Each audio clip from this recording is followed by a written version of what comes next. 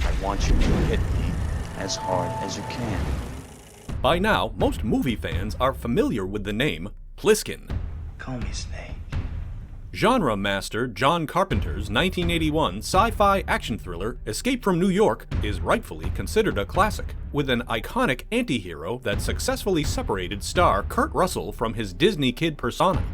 And like so many of the entries in John Carpenter's career, it was also not an easy movie to make, with a long and grueling night shoot, and all the challenges of trying to replicate a future New York City on a modest budget. Take a trip to the burned-out Big Apple and find out what the fuck happened to this movie.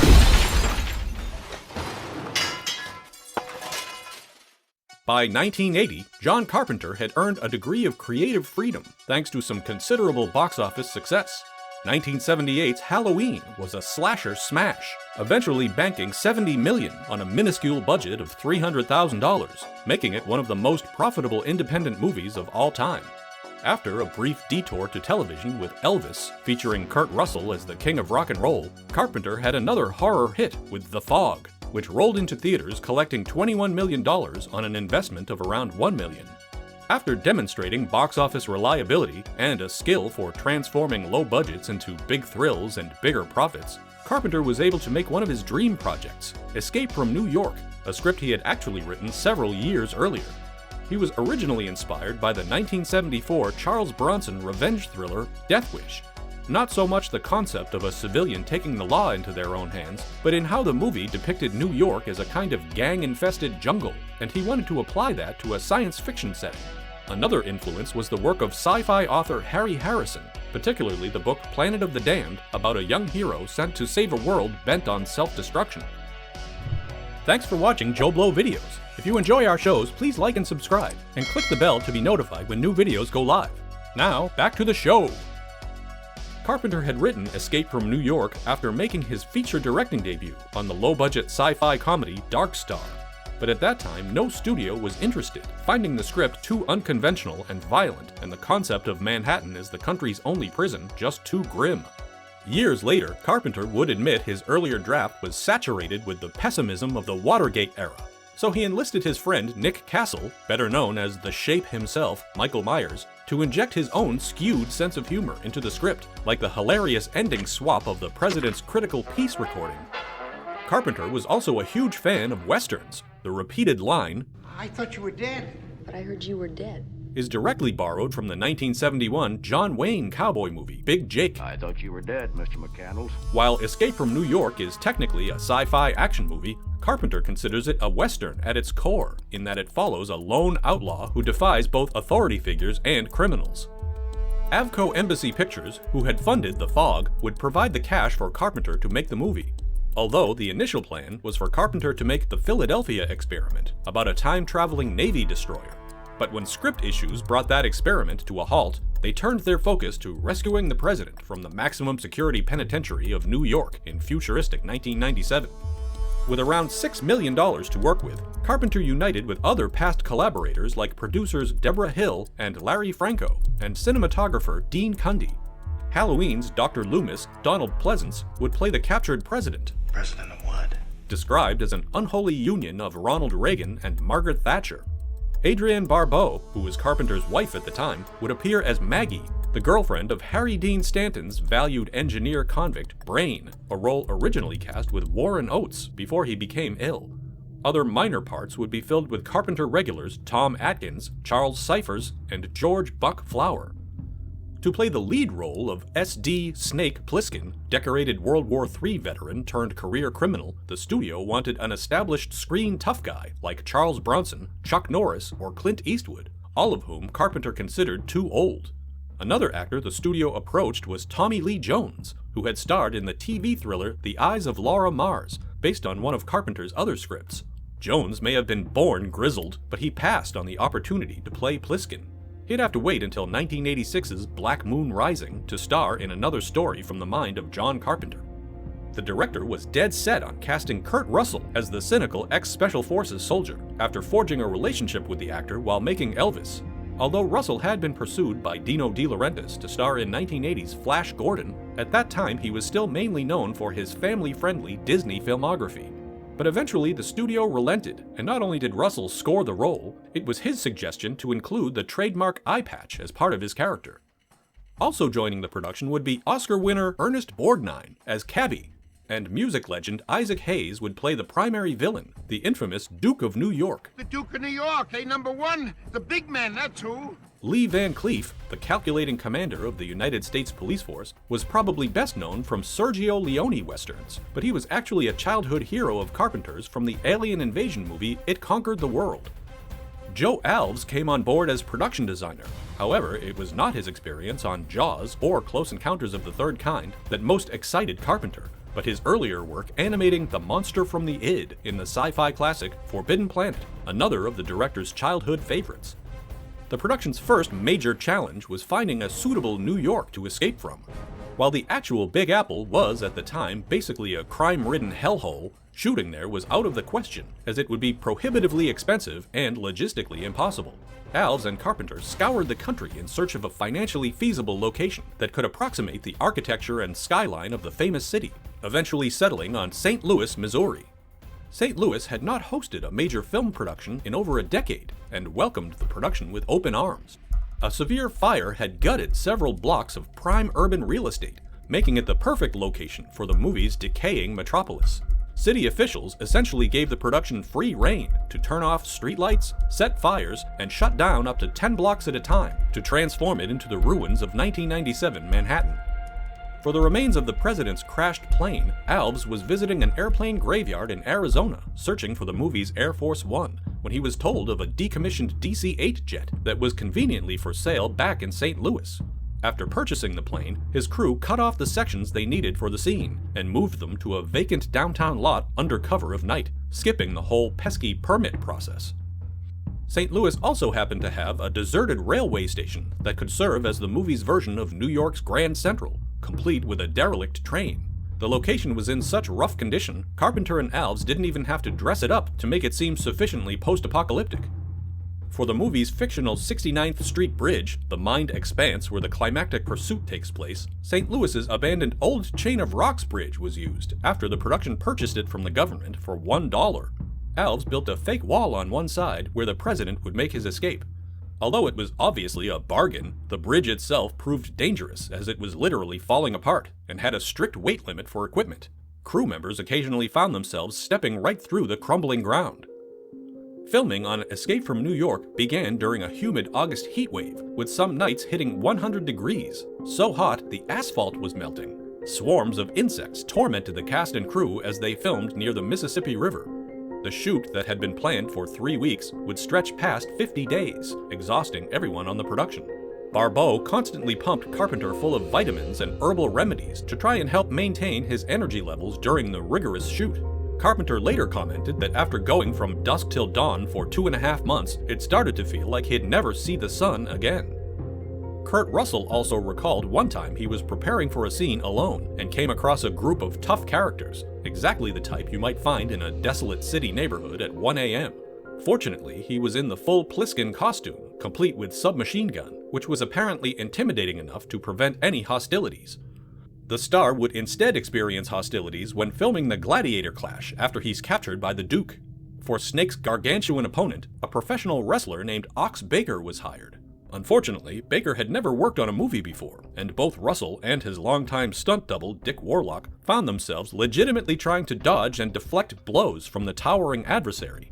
After one particularly savage take, Russell asked Baker to dial it down a notch, and rapped him on the groin just to show he meant business, which achieved the desired effect.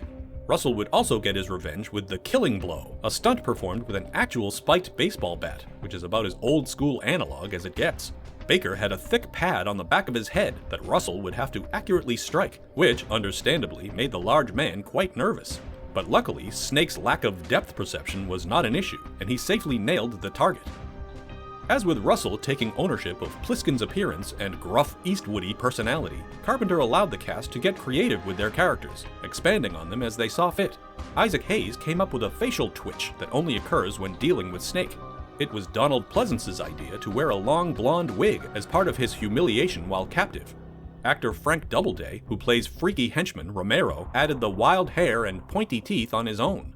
The backstory of Maggie's long silver fingernails was that she used polished and sharpened tin to turn her hands into lethal weapons. Sadly, she never gets an opportunity to demonstrate this in the movie, and instead is mostly seen blasting thugs with Snake's Smith & Wesson. However, Carpenter's flexibility and spirit of collaboration did not extend to the dialogue. In that aspect, the director was a stickler for the written word. Harry Dean Stanton had a habit of improvising, which proved a source of occasional frustration for Carpenter. For the musical sequence, Carpenter and Nick Castle initially wanted the chorus line to perform the Ethel Merman staple "Everything's Coming Up Roses," but couldn't secure the song rights, so they substituted a jaunty, if morbid, tune about coming to the prison of New York. Nick Castle did the choreography for the performers, while Carpenter himself led the band, joined by Dean Cundy and several other crew members. While most of the movie's New York was portrayed by St. Louis, one brief scene was shot on location, and that would also prove to be a challenge.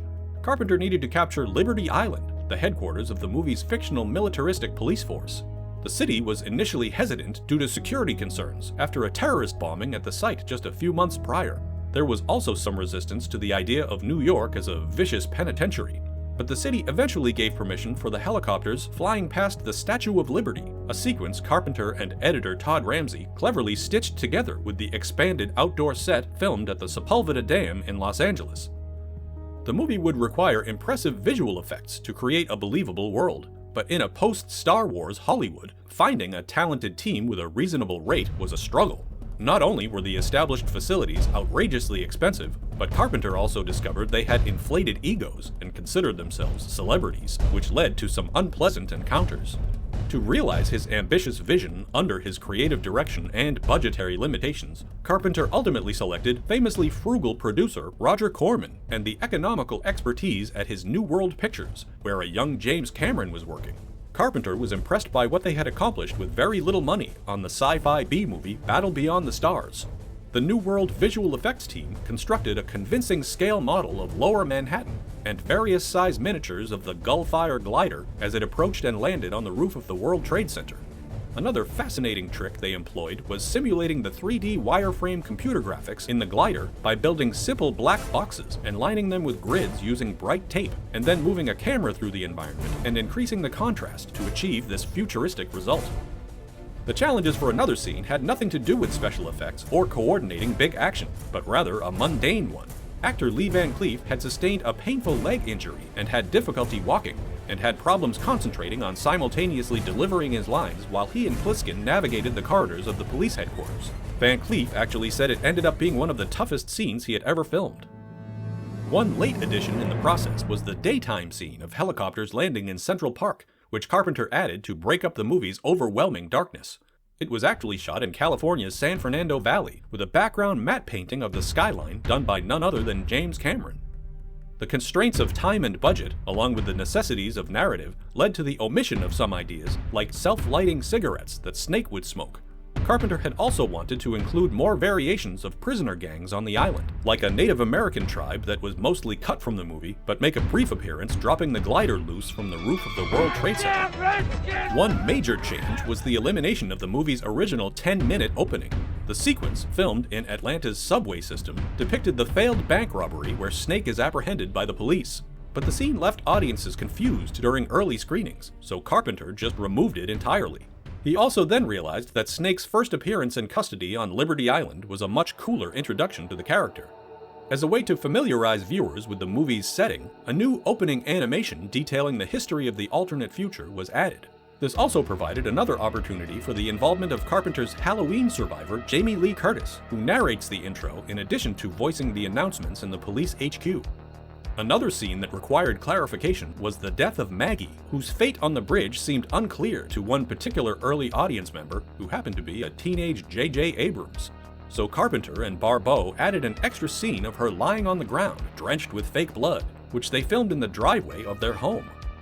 While Carpenter had scored his previous movies himself, for Escape from New York, he teamed with sound designer Alan Howarth, who had previously worked with editor Doug Ramsey on Star Trek: The Motion Picture. While they incorporated Carpenter's distinct synth sound, they also used one of the first drum machines ever made. The pair would collaborate on most of Carpenter's future films. Escape from New York opened in theaters on July 10, 1981. Over that summer, it collected more than $25 million to become John Carpenter's third consecutive box office success. Critics also appreciated the movie's ingenuity, atmosphere, and thrills, and a leading man playing against type. All of the challenges bringing Carpenter's R-rated high concept to screens had paid off. And like so many of Carpenter's films, it would go on to have an enduring legacy, influencing countless other movies, stories, and games like Metal Gear Solid. In fact, its influence on the 2012 Guy Pearce thriller Lockout was so blatant that Carpenter successfully sued Luc Besson and production company EuropaCorp for plagiarism and collected $500,000. Snake Plissken became one of the most instantly recognizable genre characters in history, and arguably Kurt Russell's most famous role. The director and star would reunite 3 more times, including another similar experience for Snake with 1996's Escape from LA, nearly as much a remake as it is a sequel. Some plans for the character's continuing chronicles never came to pass, including a cancelled TV series, video game, and anime sequel, and so far his adventures have only continued in the pages of comics. A remake of Escape from New York has kicked around Hollywood for nearly 2 decades, passing through the hands of directors like Len Wiseman, Breck Eisner, and Robert Rodriguez, with The Invisible Man remaker Lee Whannell the most recent name involved. Actors who have been attached or rumored for the new Snake over the years include Gerard Butler, Josh Brolin, Jon Bernthal, and Jeremy Renner. One guy who does not want the job is Kurt's own son, Wyatt Russell. Despite his family connection and resemblance, the actor has made it very clear that he has no intent or interest in inheriting the eye patch. And he does have a good point, after all. There's only one Snake.